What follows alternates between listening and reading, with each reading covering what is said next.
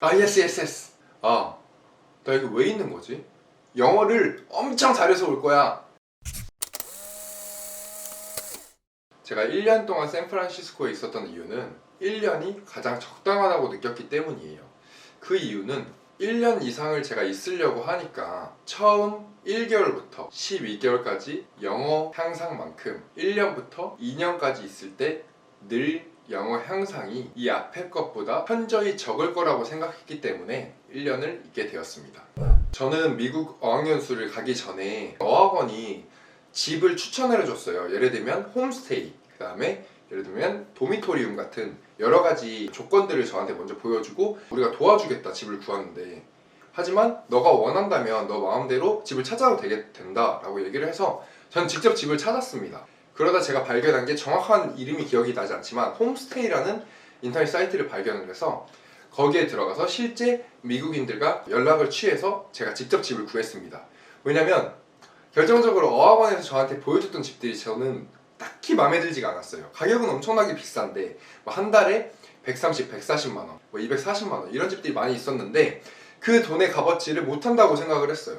그래서 저는 직접 찾아봤는데 운이 좋게도 한국에서 미국으로 이민을 오셔서 약 40년간 사신 분이 연락이 돼서 그 집에 들어가게 됐는데 정말 좋았습니다. 동네도 되게 안전하고 치안도 너무 좋았고 집을 지내는 데 있어서 미국 초반 어학연수 기간에 너무 편하게 지낼 수 있었습니다.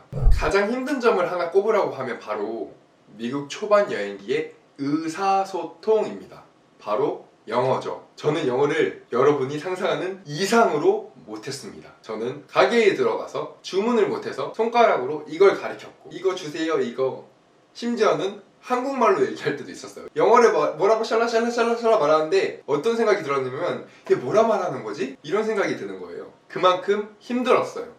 제가 뭘 사용했냐면 번역기가 있는데 한국말로 김치볶음밥 하나 주세요, 이거를 5분, 10분 이상 연습을 했어요. 계속 연습을 한 후에 들어가서 그 한마디 하려고 정신을 온 집중을 해서 말하고 다녔습니다. 영어를 정말 못했었지만 살아남는 법을 배우게 된 거죠. 번역기가 틀릴 때도 많이 있어요. 틀리는데도 계속 시도를 했던 것 같아요. 그러면서 의사소통 문제는 해결하려고 노력을 많이 했습니다. 369라는 단어가 있어요. 369라고 3개월, 6개월, 9개월을 의미합니다. 무슨 말이냐면 3개월, 6개월, 9개월 때 고비가 온다. 홈식이라고 하죠. 고향이 그리운 거죠. 한국이 너무 오고 싶어요. 가장 제가 많이 들었던 생각은 나 이거 왜 있는 거지? 내가 지금 뭐 때문에 지금 이 고생을 하면서 여기 있지? 의사소통이 안 되니까 친구들도 잘 사귈 수 없고, 이런 생각이 오더라고요. 저는 약간 개방적이고 사람들 만나는 걸 좋아하고 내성적인 성격이 아니라서 3개월 때는 그게 오지 않았어요.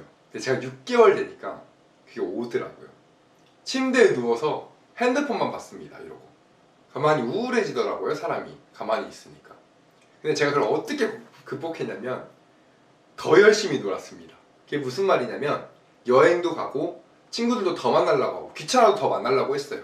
그 우울한 감을 좀 없애기 위해서. 3개월, 6개월 동안 있게 되면 힘든 부분이 같은 일을 계속 톱니바퀴처럼 반복한다는 거예요. 어떻게 되는 거냐면 어학원이 끝나요. 저는 어학원이 1시쯤에 끝났는데 1시에 끝나고 저녁 10시 잠들 때까지 9시간이라는 시간이 남아요. 그 시간 동안 놀아도 힘들다는 거죠. 매일같이 놀아도. 근데 놀아야지 영어가 되는데 난 나가야 되는데 노는 게 싫어. 너무 피곤해. 집에 있고 싶어.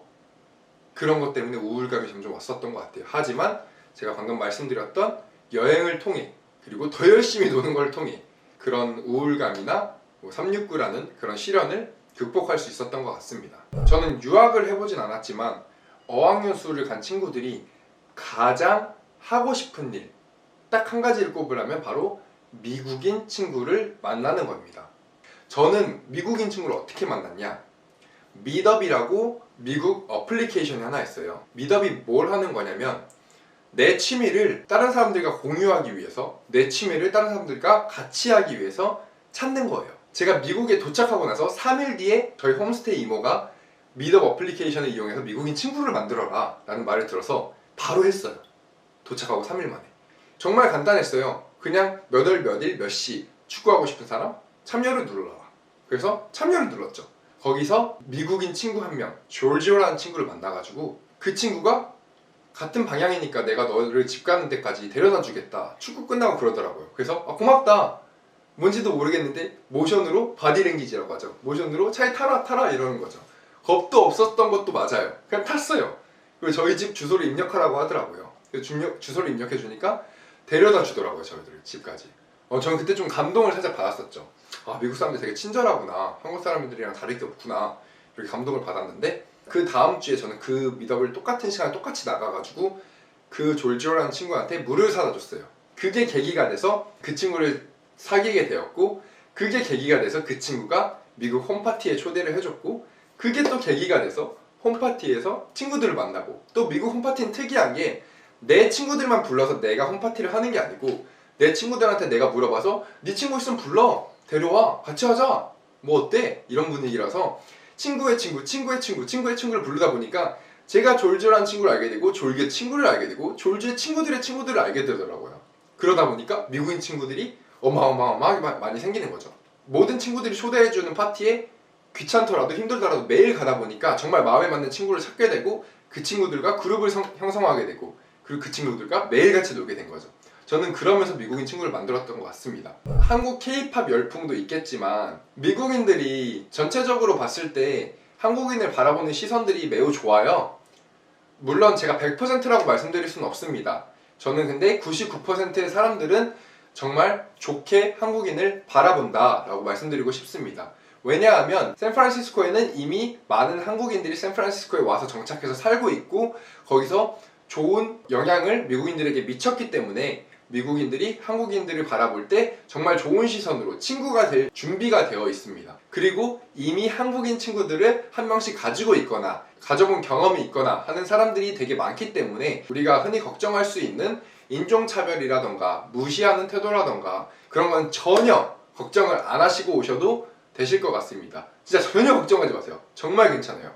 어학연수를 처음 간다고 생각했을 때 저도 물론 영어가 1번이었어요. 제가 어학원을 다니면서 느꼈던 가장 좋은 점은 영어도 있고 다른 점도 있겠지만 제가 뽑을 수 있는 1번은 바로 문화 교류와 다양한 나라의 친구들을 사귀는 것이었습니다.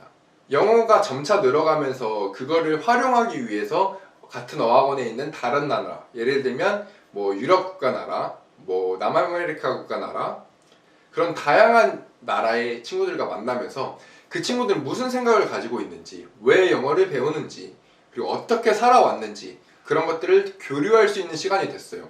저는 그 시간이 너무 소중하고 제가 영어를 점차 늘어가면서 좀 더 많은 말을 할 수 있게 됐을 때 그 시간만큼 재밌었던 시간이 없었던 것 같아요. 한국인들과 마주보고 얘기할 때 좋은 점도 있지만 한국인이 다른 나라 사람과 마주하면서 얘기를 할 때 좋은 점도 엄청 많다고 말씀드리고 싶습니다.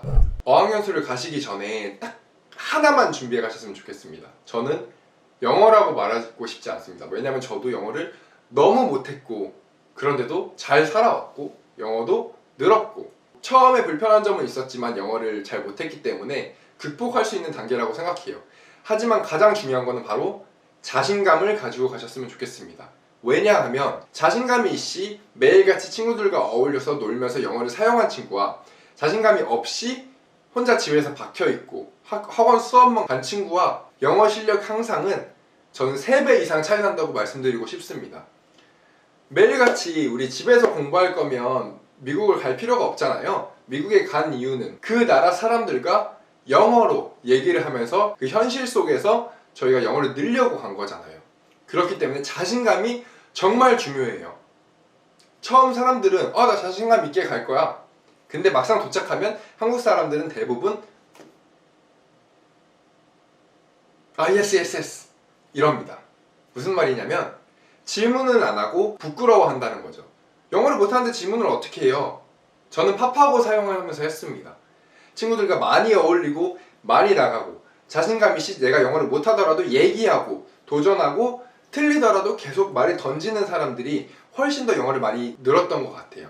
그래서 저는 자신감을 꼭 가지고 가라고 말씀드리고 싶습니다. 가장 궁금해하실 게 있으실 것 같은데 비용이 얼마나 들었냐? 어디를 도시를 선택하냐에 따라서 너무 금액이 달라지기 때문에 본인이 충당할 수 있는 금액을 설정하셔서 그 금액에 맞춰서 도시를 찾아보시는 게 나으실 것 같아요.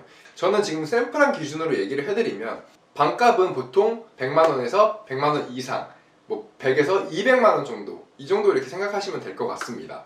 밥값 같은 경우는 본인이 점심에 학원에 갔을 때만 점심을 사 먹는다 생각했을 때 보통 일반 식당들 같은 경우 15달러에서 20달러 정도를 생각하시고 가시면 됩니다.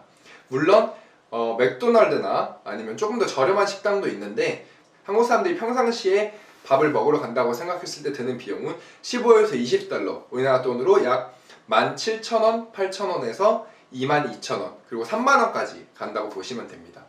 그리고 대중교통 같은 경우는 한번 뮤니라는 버스 같은 걸 탈 때 2.5달러고요. 약 3,000원이죠. 근데 패스카드라는 게 있어서 한 달 교통요금을 끊을 경우에는 제가 정확히 기억이 안 나는데 70 몇 달러, 그 다음에 옵션 바트라는 기차를 탈 수 있는 거를 또 추가를 하면 90 몇 달러, 약 한 10만원 정도가 드신다고 보시면 될 것 같습니다. 그게 평균적으로 사람들이 사는 금액이라고 말씀드릴 수 있을 것 같습니다. 물론 제가 모르는 부분도 많이 있을 거예요, 비용적인 면에서. 마지막으로 어학연수를 지금 고민 중이신 분이 있다면 다른 분들은 별거 도움이 안 된다, 가지 마라, 이런 분들도 많이 있으실 수도 있지만 저는 제 개인적인 주관적인 생각에서 어학연수를 다녀온 후로 제 인생의 터닝 포인트가 될 수 있다고 생각해요.